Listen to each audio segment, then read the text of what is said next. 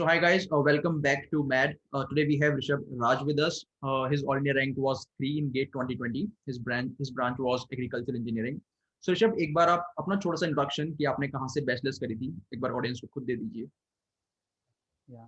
Hi guys, this is Rishabh Raj. I have done my BTech from Acharya NG Ranga Agriculture University, Hyderabad, and I am passing out in this COVID session. And I am studying industrial engineering at IIT Delhi. Okay, so yeah, thanks Rishabh for this. So very I won't say the normal branches that I have interviewed like CS, mechanical, the core streams, electrical, civil. So you are from agricultural. This is something interesting for us also and interesting for the audience क्योंकि अभी तक मैंने भी sincerely किसी agricultural student का interview नहीं लिया है. तो लेट्स Yeah. बहुत सारे लोग हैं जो कि इंडस्ट्रियल इंजीनियरिंग इंडस्ट्रियल ऑपरेशंस में एमटेक करना चाहते हैं. तो Yeah. हम स्टार्ट करते हैं कि आपकी स्ट्रेटेजी से. सो जैसा कि आपने बोला कि आपने अभी पास आउट किया है और आपने अभी गेट दिया था उसके साथ साथ और आपकी रैंक 3 आ गई, राइट? तो आपने Yeah. अपनी स्टार्टिंग ऑफ प्रिपरेशन की डेट क्या रखी थी? Like you started from third year या फिर you started from final year? उसके बारे में थोड़ा सा बताइए. Yeah. Actually, it is quite confusing that बहुत सारे लोगों को डाउट होता है कि हम प्रिपरेशन कब स्टार्ट करें. बट मैं एक्चुअली कोई एग्जैक्ट डेट या फिर एग्जैक्ट टाइम नहीं बता सकता. बट मैंने ऐसे पढ़ा था कि जैसे फर्स्ट ईयर में अगर कोई चीजें पढ़ रहे हैं तो सेमेस्टर के लिए मैं काफी फोकस्ड होकर पढ़ता था. मीन्स सपोज या जो भी चैप्टर्स होते थे, जो भी टॉपिक होते थे, तो सेमेस्टर के लिए जो पढ़ना होता था उसको अच्छे से प्रिपरेशन कर लेता था. और फिर जब थर्ड ईयर के सेकेंड सेमेस्टर में मैंने गेट के प्रीवियस ईयर क्वेश्चन सॉल्व करने स्टार्ट किए थे. वो I think most of the people का वही डाउट रहता है कि कब से स्टार्ट करना है. तो आइदर आप थर्ड ईयर के सेकेंड सेम से स्टार्ट कर सकते हो, अदरवाइज आप फोर्थ ईयर के स्टार्टिंग से ही स्टार्ट कर सकते हो.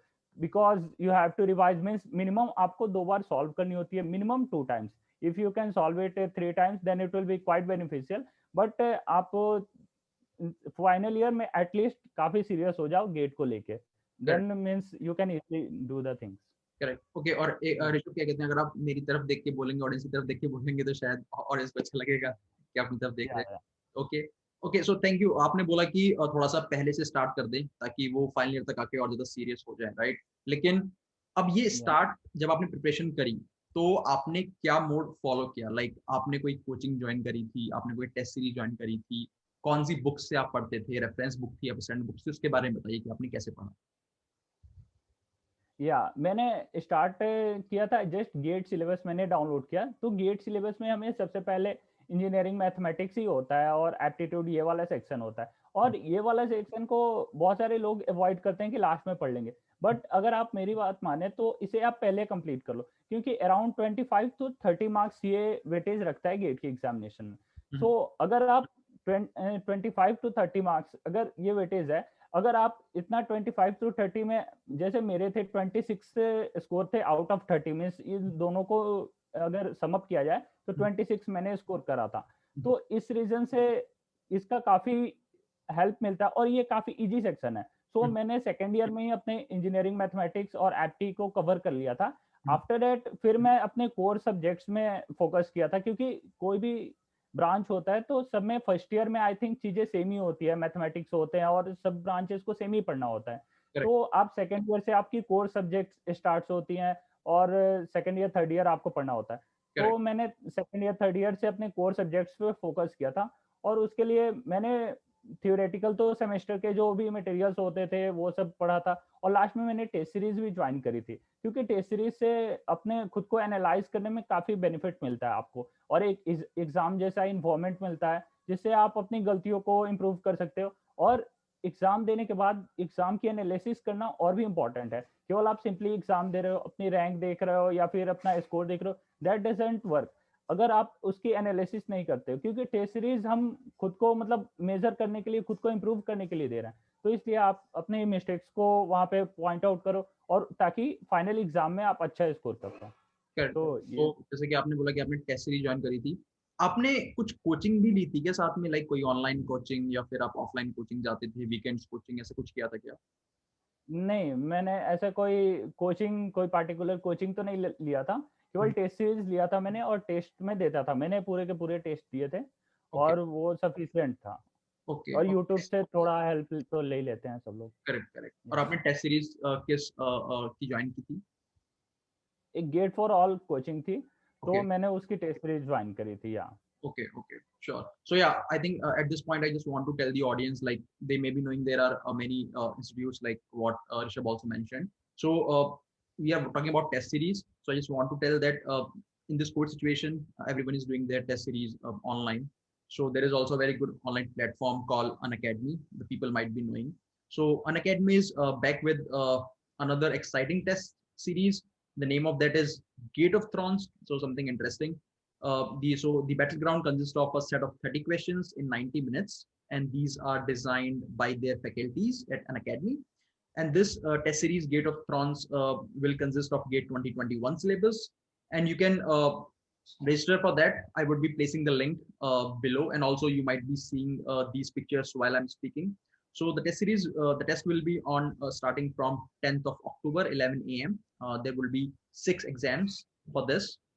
And if you are giving it live, you can earn rewards for each branch. And the images you are already seeing that the with the rank 1 to 5 you can have INR 5,000. But yeah, the motivation is not to gain money out of it, but to gain the experience of test series. So what Rishabh exactly mentioned कि आप जब भी test series देने जाओ, ऐसे नहीं कि आपने बस टेस्ट दे लिया, लेकिन उसको आने के बाद आप उसको एनालाइज करो कि मेरी गलतियां कहाँ थी ताकि मैं इम्प्रूव कर सकूं उसके लिए। सो ऋषभ, लाइक आपने कोचिंग ज्वाइन नहीं करी, आपने टेस्ट सीरीज ज्वाइन करी थी, आपका क्या व्यू है कि क्या कोचिंग मैंडेटरी है, नहीं तो कोचिंग किस वे में हेल्प कर सकती है, किसको ज्वाइन करनी चाहिए या फिर किसको नहीं ज्वाइन करनी चाहिए? या कोचिंग मीन्स कोचिंग मोस्टली अपन ज्वाइन तब करते हैं जब कॉलेज के पढ़ाई से सेटिस्फाइड नहीं होते हैं, या फिर मतलब हमें लगता है कि हाँ कॉलेज में उतना सही से हम चीज़ें नहीं कर पा रहे हैं। तो मेरा क्या था कि मेरे कॉलेज में मतलब सफिशिएंट पढ़ाई हो जाती थी और मेरे सीनियर्स भी थे तो वो भी काफ़ी हेल्पफुल थे, वो ऑलवेज गाइड करते रहते थे। तो आपको एक गाइडेंस चाहिए ही, अगर आपके कॉलेज में सिस्टम और आपके सीनियर्स और आपको रिसोर्सेज सफिशिएंट अवेलेबल है, then you can do self study like me, no problem. But if these facilities are not with you, then you have to definitely join a coaching, and test series तो आपको compulsory है। Test series के बिना आप gate में अच्छा perform नहीं कर सकते, क्योंकि जब तक आप गेट के इन्वायरमेंट को फेस नहीं करोगे, जैसे मैं टेस्ट सीरीज देता था 2 to 5, बिकॉज गेट का जो सेशन होता है वो 2 to 5 टाइमिंग में होता है, 2 PM to 5 PM। सो आपको बिल्कुल गेट जैसे इन्वायरमेंट चाहिए। लास्ट के 15 डेज मैंने पूरे मॉक टेस्ट दिए थे, तो आपको वो चीजें काफी बेनिफिट करती है फाइनल एग्जाम में। आपको फाइनल एग्जाम में प्रेशर नहीं फील होगा, आपको फाइनल एग्जाम में आपको 3 आवर्स बैठने की कैपेबिलिटी, और आपका माइंड काफी इफिशिएंटली काम करेगा उस 3 आवर्स में। अदरवाइज आप सडनली जाओगे गेट की एग्जाम देने तो आप उतना शायद अच्छा परफॉर्म, अपने पोटेंशियल पे अच्छा परफॉर्म ना कर पाओ। इसलिए आप कोचिंग, अगर आपके पास कॉलेज में आपसे सफिशिएंट आप नहीं कर पा रहे हो, then you definitely join a coaching. और टेस्ट सीरीज तो कंपलसरी है, चाहे कॉलेज में आप करो या ना करो, लेकिन टेस्ट सीरीज तो आपको कंपलसरी ज्वाइन करनी चाहिए। श्योर या सो ऋषभ, या वेरी गुड पॉइंट्स कि अगर आपको उस एनवायरनमेंट को फील करना है पहले से, तो आपको टेस्ट सीरीज ज्वाइन कर लेनी चाहिए, क्योंकि आप अच्छा रहता है कि आप एकदम से अचानक वहां ना जाके पहले से प्रिपेयर रहो उस एनवायरनमेंट के लिए। बस थोड़ा सा मैं ऐड करना चाहूंगा कि आपने बोला कि कोचिंग ज्वाइन कर लेनी चाहिए उनको जिनको अगर अच्छे से रिजल्ट नहीं मिल रहे हैं कॉलेज में या फिर सीनियर से। तो थोड़ा सा बस यहाँ पे शायद सबका डिफरेंट व्यू पॉइंट हो सकता है। तो जनरली बीटेक कॉलेज में हम लोग इतनी पढ़ाई करते नहीं है, लाइक कॉलेज जाके कोई पढ़ाई नहीं करता है, तो हम खुद से पढ़ाई करते हैं। तो इवन लाइक अगर वहाँ पे टीचर्स नहीं पढ़ा रहे हैं, आप नहीं जा रहे हो, दैट इज ऑल्सो ओके। लेकिन हाँ, अगर आप खुद से सेल्फ स्टडी कर रहे हो कंसिस्टेंटली, तो भी आपको कोचिंग जाने की जरूरत नहीं है। लेकिन हाँ, अगर आप वो भी नहीं कर रहे हो तो फिर आपको गाइडेंस चाहिए। और जैसा आपने ऋषभ ने बोला कि टेस्ट सीरीज का, तो definitely it helps. Mandatory in the sense again subjective होगा कि बहुत मैंडेटरी है कि नहीं। बहुत लोग ऐसे भी हैं जो शायद नहीं ज्वाइन करके भी अच्छा करते हैं, लेकिन आई थिंक डेफिनेटली हेल्प तो करेगा। आप 2 से 5 के टाइम पे उस टाइम फ्रेम में, उस माइंड फ्रेम में आ सकते हो, तो डेफिनेटली आप ज्वाइन करें। आपने कितने some people, I would like to add, some people are not joining cases but they can perform, they are exceptional cases, but on an average if we talk about the mass, means ज्यादातर लोग जो होते हैं वो आपको कुछ ना कुछ पॉजिटिव आपको टेस्ट सीरीज देगा ही आपके प्रिपरेशन में। तो आप मतलब देख सकते हो अपना। करेक्ट। तो आपने कितने फुल टेस्ट दिए थे? फुल टेस्ट अराउंड मैंने 14-15 फुल टेस्ट दिए थे और पार्ट टेस्ट 41 पार्ट टेस्ट दिए थे। Understood understood. और जब आपने ये सब एग्जाम की तैयारी कर ली, आपने मॉक टेस्ट दे लिए, अब आया the day of exam. So on that day in the examination hall, what was your strategy? Like if you are not getting any question, you skip it, या फिर आप वेट करते रहो, नहीं मैं इसका आंसर निकाल के ही रहूंगा, आपने कैसे स्ट्रेटेजी बनाई अपनी? या मैंने तो सबसे पहले तो आपको खुद को थोड़ा प्रेशर, आपको काफी उस दिन प्रेशर होता है, क्योंकि आप जिससे भी मिलते हो तो सब लोग बोलते हैं कि हाँ कि गेट की एग्जाम है, ऑल द बेस्ट, सबको बेस्ट विशेस देता है, बट अल्टीमेटली वो क्या करता है, हम लोग पे एक तरह से प्रेशर भी क्रिएट करता है, करेक्ट। क्योंकि सबकी एक्सपेक्टेशंस होती है, चाहे वो कॉलेज वाले हो, फैमिली हो, फ्रेंड्स हो, हर कोई मतलब आपको देखना चाहता है कि हाँ गेट में आप मतलब अच्छे रैंक लाओ, टॉप करो आप, हर कोई चाहता है ऐसा। करेक्ट। तो इस चीज से आपको प्रेशर से डील करना तो आना चाहिए उस टाइम में, क्योंकि बहुत सारे मेरे फ्रेंड्स भी थे जिनको एग्जाम की रात को नींद नहीं आ रही थी, इतनी मतलब वो प्रेशराइज फील कर रहे थे। तो करेक्ट। आपको इन सब चीजों से डील करना चाहिए कि हाँ कि मेरे को खुद को काम रखना है, और एग्जामिनेशन हॉल में भी द सेम थिंग, आपको सेम स्ट्रेटजी अप्लाई करनी है। अगर कोई क्वेश्चन सपोज करो, आपको कोई क्वेश्चन में आप टफ फील कर रहे हो या फिर आप अटक जा रहे हो, तो आपको ये नहीं करना है कि हाँ अब तो मेरा गेट पेपर खराब हो गया, ये क्वेश्चन नहीं बन रहा है। आपको वहां पे अपना उसको मार्क एंड रिव्यू ऑप्शन में डाल देना है उस क्वेश्चन को, और आपको नेक्स्ट क्वेश्चन की तरफ स्किप कर जाना है, जिससे कि आपका क्या होगा कि आपका माइंड, अगर मान लो आप एक क्वेश्चन पे ज्यादा टाइम इन्वेस्ट कर देते हो और अपना माइंड भी इन्वेस्ट कर रहे हो, आप टाइम के साथ साथ ये भी नोटिस करो आपका माइंड भी, पोटेंशियल भी इन्वेस्ट करो, करेक्ट। तो इससे आपको मतलब बचना चाहिए, इससे इससे आप स्किप कर जाओ दूसरे क्वेश्चन पे, पहले इजी इजी वाले कर लो, फिर मार्क एंड रिव्यू में जो आपको डाला है 50-50% के जो क्वेश्चन है, 50% आपको मतलब लगता है कि हाँ हो सकते हैं मेरे से, तो उनको कर लो, और लास्ट में टाइम बचे तो टफेस्ट जो पार्ट हो क्वेश्चन होते हैं तो वो अटेम्प्ट कर लो। इसलिए मतलब आप क्वेश्चन में अटको मत, पेपर आपको पूरे 1 से लेके 65 क्वेश्चन तक एक बार जाना ही चाहिए, करेक्ट। वो बेनिफिट होता है। अंडरस्टूड। अब थोड़ा बात करते हैं कि जैसे आप एग्रीकल्चर ब्रांच के हो, तो कोई या ऐसी बुक्स जो कि आप बोलोगे ये डेफिनेटली पढ़नी चाहिए, और जो सब्जेक्ट बहुत इंपॉर्टेंट हैं from agriculture branch point of view?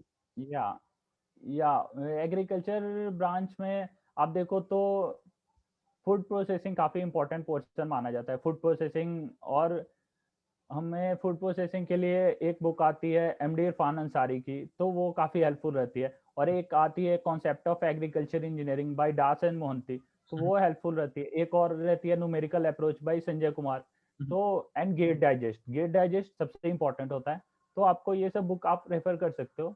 और आप फूड प्रोसेसिंग, मैं तो फूड काफ़ी पढ़ता था, मेरे को फूड से रिलेटेड चीज़ों में काफ़ी इंटरेस्ट था, तो इस वजह से मेरा फेवरेट भी था प्रोसेसिंग। अंडरस्टूड। और अभी आपने आईआईटी दिल्ली में इंडस्ट्रियल एंड ऑपरेशन रिसर्च में एडमिशन लिया है, या राइट?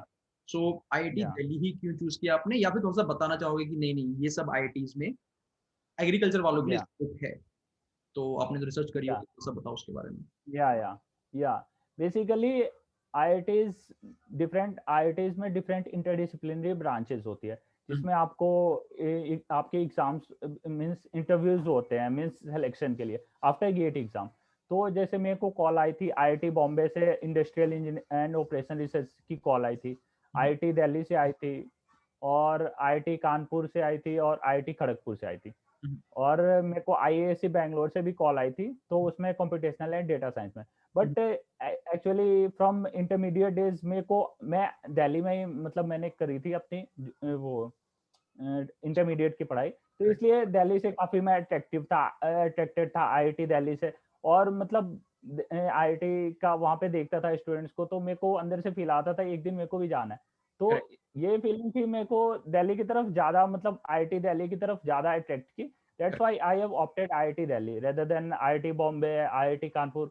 ये सारे इंस्टीट्यूट्स इंडिया के टॉप इंस्टीट्यूट्स हैं, सो इनके बारे में तो कुछ बोलना पॉसिबल नहीं है, करेक्ट। ओके, सबको जानते हैं। बिकॉज आप वहां से पास थे तो आपने उसको ऑप्ट किया। या ओके, sure. So या yeah, Rishabh, I think very good points. So I just want to summarize all these points for our audience. So सबसे पहला था कि कोचिंग लेनी चाहिए कि नहीं, तो डेफिनेटली हम डिस्कस किया कि ऐसे मैंडेटरी नहीं है, अगर आपको कोई भी गाइडेंस नहीं मिल रहा है, आप खुद से भी नहीं पढ़ रहे हो, तब आप कोचिंग ले सकते हो। या टेस्ट सीरीज लेनी चाहिए कि नहीं, तो हाँ टेस्ट सीरीज डेफिनेटली अच्छी चीज होती है, आपको डेफिनेटली हेल्प करती है, तो आप टेस्ट सीरीज ज्वाइन करिए, कुछ टेस्ट दीजिए ताकि आप उस एनवायरमेंट में रहो। उसके बाद ऋषभ ने बताया कि कब से स्टार्ट करना चाहिए, तो ऋषभ ने 30 से स्टार्ट किया था। बहुत लोग ऐसे भी होते हैं जो फाइनल में स्टार्ट करते हैं, लेकिन आई थिंक 8 to 10 months अगर आपने अच्छे से पढ़ा है तो अच्छी बात है, या लेकिन अगर अच्छे से नहीं पढ़ रहे हो थोड़ा सा पहले से स्टार्ट कर लो फिर, ताकि आपको एंड में प्रेशर ना आए, आपका सिलेबस कवर हो जाए। या फाइनल ईयर में क्या होता है कि फाइनल ईयर में हमारी इंटर्नशिप भी होती है, तो करेक्ट। उसके वर्क्स भी होते हैं इंटर्नशिप के, तो आपको मैनेज करने में थोड़ी प्रॉब्लम्स आती है, आपको ऐसा फ्री टाइम पूरा नहीं रहता है। तो करेक्ट। इस वजह से आप अगर थर्ड ईयर के सेकंड सेम से स्टार्ट करो तो it's will be you can get ample amount of time to solve the problem. Correct. And I think last point उन्होंने बताया था कि जब भी आप एग्जामिनेशन हॉल में हो, आप किसी क्वेश्चन पे स्टक कर रहे हो, तो उसको मार्क अंडर रिव्यू कर दो, बाकी क्वेश्चंस पे जाओ, then you again come back and then you solve the questions, right. And ऊपर से mathematics and aptitude is something that you can look at because it is scoring. So yeah, these are the few points, and also he mentioned about some good books on agriculture. And I would also see that if Rishabh could answer the queries on our YouTube when the comments are coming from you guys, so he could answer there as well. And regarding या Academy, yeah, I will place that link so you can go ahead and register for that for your test series if you're interested. So Rishabh, thank you very much for joining us. And the guys, if you have don't, if you have not subscribed the channel yet, no issue. You can subscribe later. But yeah, keep sharing the videos so that someone who's preparing for GATE in agriculture branch might be interested in this video, and it might be helpful for him. So thank you, Rishabh. Thank you very much for joining again. Yeah, take care. Bye bye.